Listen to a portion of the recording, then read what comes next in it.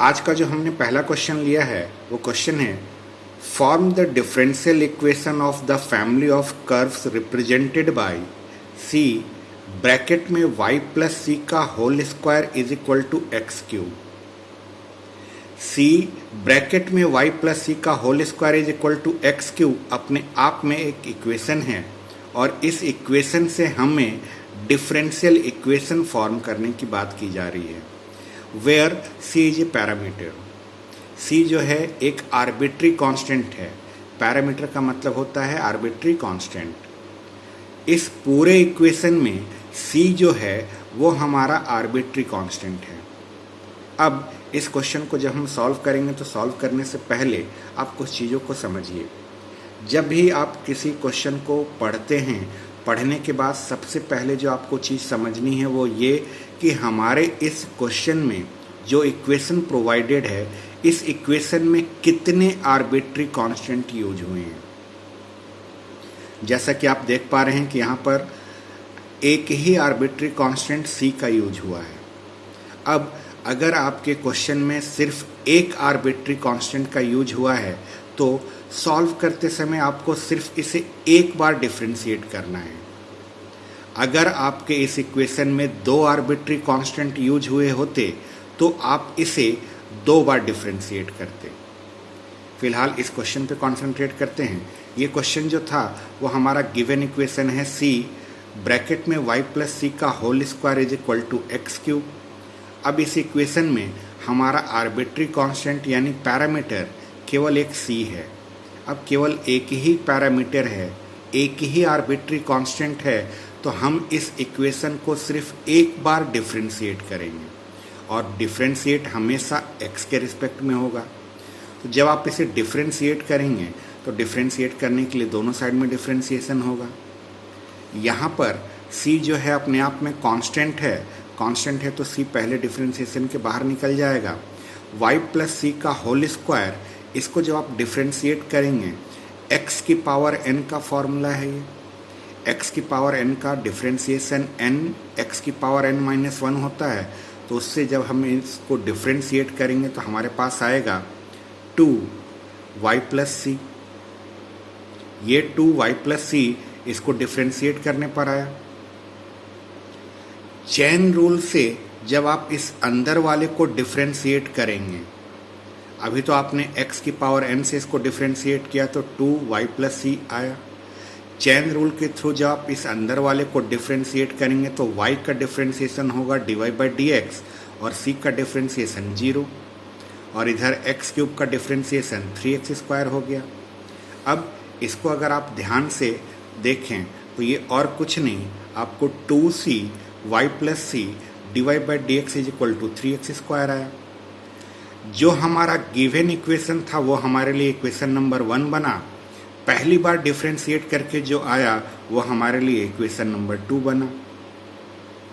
चूंकि इस क्वेश्चन में सिर्फ एक ही पैरामीटर का यूज हुआ था तो हमें सिर्फ एक ही बार डिफरेंशिएट करना था।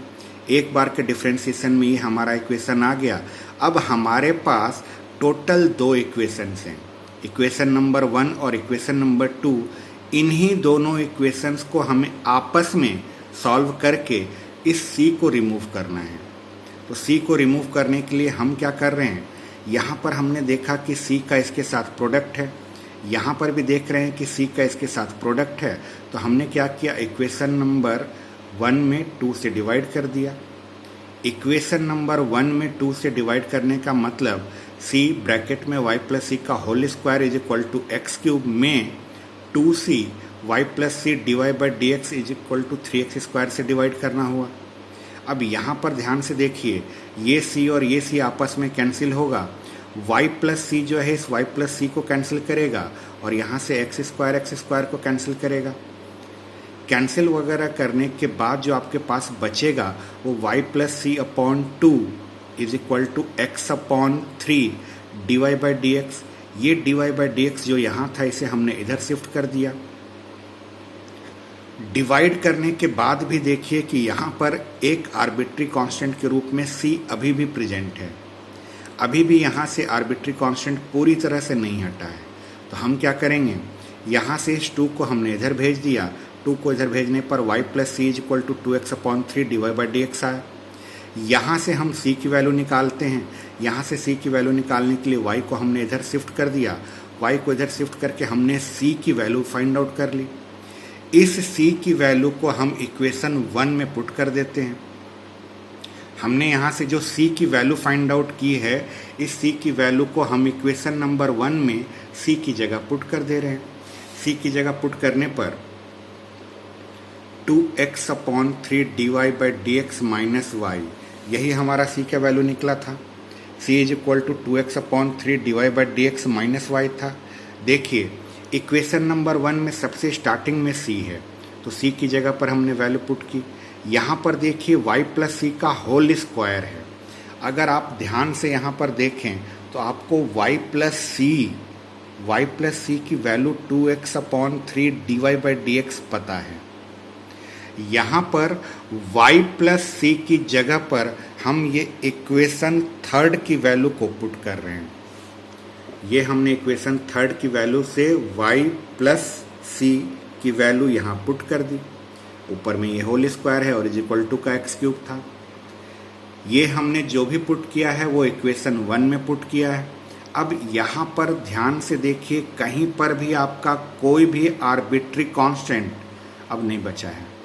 बस आपको इसी को ध्यान से सॉल्व करना है। सबसे पहले ये वाला पार्ट जो है वैसे का वैसे ही रहा। आप इस स्क्वायर के बारे में सोचिए कि ये स्क्वायर जो है इन सारे टर्मों पर लगेगा। जब इन सारे टर्मों पर स्क्वायर लगेगा तो ये अपने आप में 4x² 9 और dy/dx का होल स्क्वायर बनेगा। फिर इस पूरे टर्म का इन सभी के साथ मल्टीप्लिकेशन है। यहाँ ब्रैकेट में 2 टर्म हैं।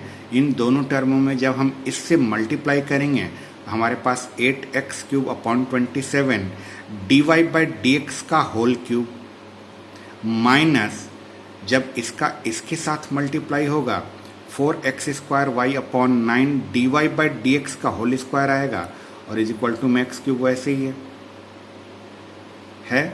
इसके बाद आप यहाँ से सोचिए, x² को आप कॉमन ले सकते हैं।